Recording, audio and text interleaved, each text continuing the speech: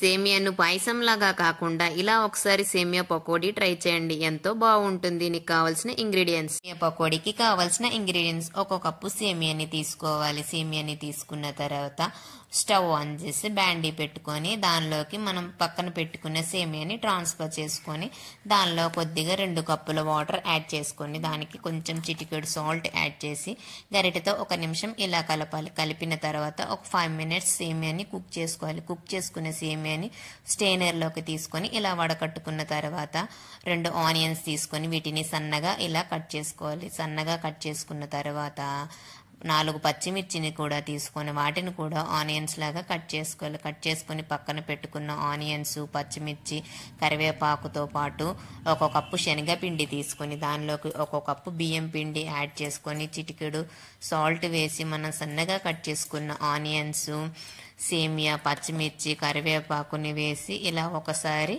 కలపాలి. కలిపిన తర్వాత ఇంకొక బౌల్లోకి తీసుకొని దాన్ని మనం పక్కన పెట్టుకున్న సేమియాని తీసుకొని దానిలోకి కొంచెం వాటర్ యాడ్ చేసి మరలా ఒక 5 మినిట్స్ ఇలా మిక్స్ చేసుకొని ఈ మిక్సర్ని ఒక 5 మినిట్స్ నానబెట్టుకోవాలి. నానబెట్టుకున్న తర్వాత ఒక బాండీ తీసుకొని దానిలోకి ఆయిల్ యాడ్ చేసి ఒక 5 మినిట్స్ ఆయిల్ మరిగిన తర్వాత ఇలా పక్కన పెట్టుకున్న సేమియాని తీసుకొని చిన్న చిన్న పకోడీలాగా ఇలా వేసుకొని తర్వాత 5 మినిట్స్ ఇలా పైకి కిందకి కలుపుతూ ఉండాలి. కలిపిన తర్వాత గోల్డెన్ బ్రౌన్ కలర్లోకి వస్తుంది. ఇలా వచ్చిన మిశ్రమాన్ని ఒక సర్వింగ్ బౌల్లోకి తీసుకోవాలి. అంతే, ఎంతో టేస్టీ సేమియా pakodi ready. Thank you for watching. Subscribe to my channel.